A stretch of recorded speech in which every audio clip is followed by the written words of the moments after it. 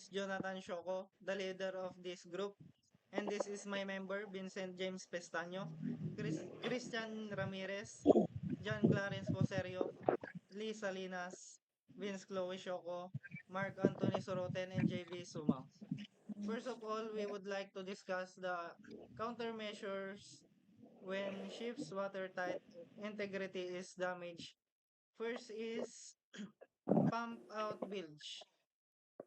Use bilge pumps to remove water from affected areas.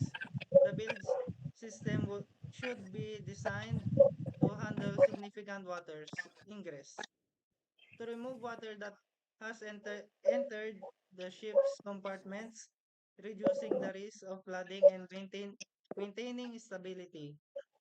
Rapid pumping is essential to control the situation and prevent further flooding. There are three basic objectives of damage control are number one is prevention. Prevention means to take all practical preliminary measures such as maintaining watertight integrity, providing reserve buoyancy and stability before damage occurs. Minimization. Minimization is to minimize the and localize damage by taking measures to control flooding, preserve stability and buoyancy. Restoration. Restoration is to accomplish as quickly as possible emergency repair or restoration after occurrence of damage. Restoration requires regaining a safe margin of stability and buoyancy. Next is emergency ballasting and deballasting. Please read, Ramirez. Emergency ballasting and deballasting. Purpose: to adjust the ship's stability and trim by adding or removing water from ballast tanks. Procedure: emergency ballast tanks are typically located in the ship's bottom. They can be filled with water to lower the ship's center of gravity, improving stability. Alternatively, water can be discharged from ballast tanks to raise the center of gravity and improve trim. Importance: emergency ballasting can be crucial to compensate for water ingress and prevent the ship from capsizing. Um, Emergency ballasting and deballasting are critical safety measures in maritime operations that ensure the stability and safety of a vessel in emergency situation. Ballasting and deballasting refer to the process of filling or emptying ballast tanks with the water or ballasting media to maintain or restore a vessel's stability. May mga purpose ang emergency ballasting and deballasting.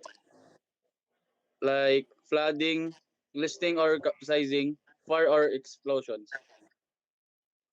And meron din type of emergency ballasting system like gravity-based system and pump-based system.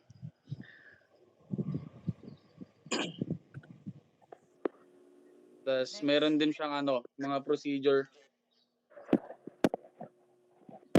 like assess the situation, activate the emergency, monitor, communicate, yun.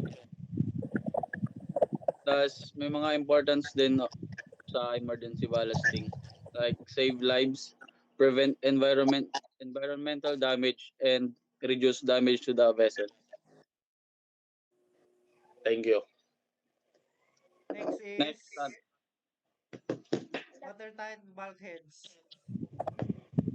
Watertight bulkheads are vertically designed watertight divisions wells within the ship's structures to avoid ingress of water in the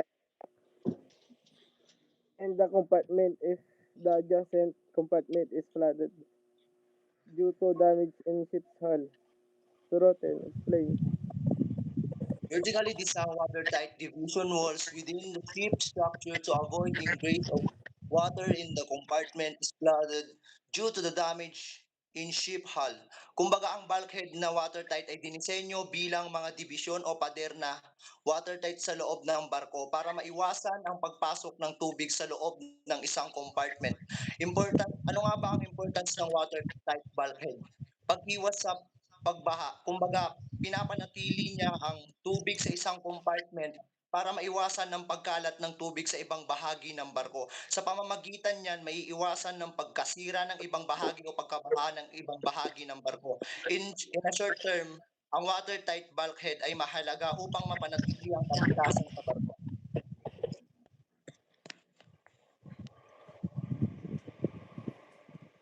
Okay na ba?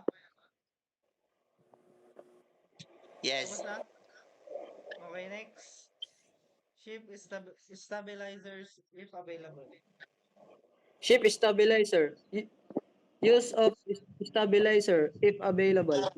Ship stabilizer or stabilizers are fins or rotors mounted beneath the waterline and emerging literally from the hull to reduce a ship's roll due to wind or waves. Lee Salinas, explain. A ship stabilizer is device designed to reduce a ship's rolling motion, making it more comfortable and stable, especially in rough seas. And they have types of ship stabilizer. Active fin stabilizer, they are the most common type using fins that extend beyond the vessel hull below the waterline. And passive stabilizer include bilge keels, which are fixed fins that reduce roll by hydrodynamic drag exerted when the ship rolls. Okay na yun. Next is Okay na to. help of salvage equipment. Help of salvage equipment. Salvage operations require a variety of specialized tools and equipment such as cranes and winches for lifting and pulling heavy objects. Ang mga crane at winches ay mga kagamitan na ginagamit sa salvage operation sa barko upang makapangangat at makapaglipat ng mga mabibigat na bagay tulad ng mga kargamento, mga kagamitan at iba pang mga materyales. 1. Pag-angat ng mga kargamento. Ang mga crane ay ginagamit upang makapag-angat ng mga kargamento mula sa mga lumubog na barko. Paglipat ng kagamitan. Ang mga crane and winches ay ginagamit upang makapaglipat ng mga kagamitan at mga materyales sa loob ng barko.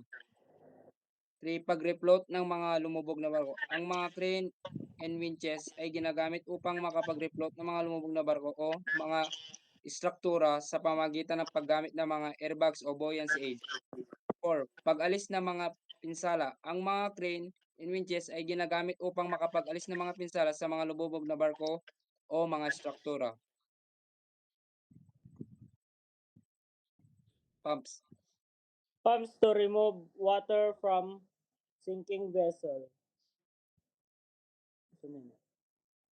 Ang mga pumps sa salvage operation ay mga kagamitan na mahalaga sa mga operasyon ng salvage, kung saan kailangan makapag-alis ng tubig mula sa lumubog na barko o mga istruktura sa ligtas at epektibong paraan.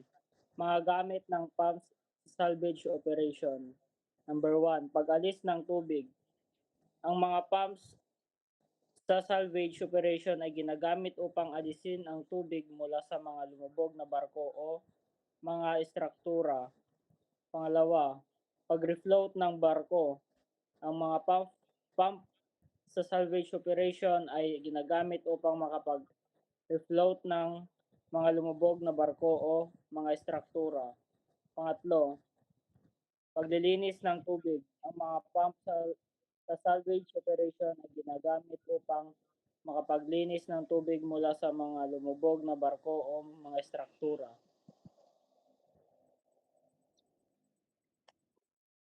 Di pa tapos. Airbag and buoyancy aid to refloat submerged ships. Ang mga airbags at buoyancy aids sa salvage operations ay mga kagamitan na mahalaga sa mga operasyon ng salvage, kung saan kailangan makapag-refloat ng mga lumubog na barko o mga struktura sa ligtas at epektibong paraan. 1. Pag-refloat ng barko. Ang mga airbags at buoyancy aids sa salvage operation ay ginagamit upang makapag-refloat ng mga lumubog na barko o mga struktura. Pangalawa, pag-alis ng tubig. Ang mga airbags at buoyancy aids sa salvage operations ay ginagamit upang makapag-alis ng tubig mula sa mga lumubog na barko o mga struktura. Pangatlo, paglilinis ng tubig. Ang mga airbags at buoyancy aids sa salvage operations ay ginagamit upang makapaglinis ng tubig mula sa mga lumubog na barko o mga struktura.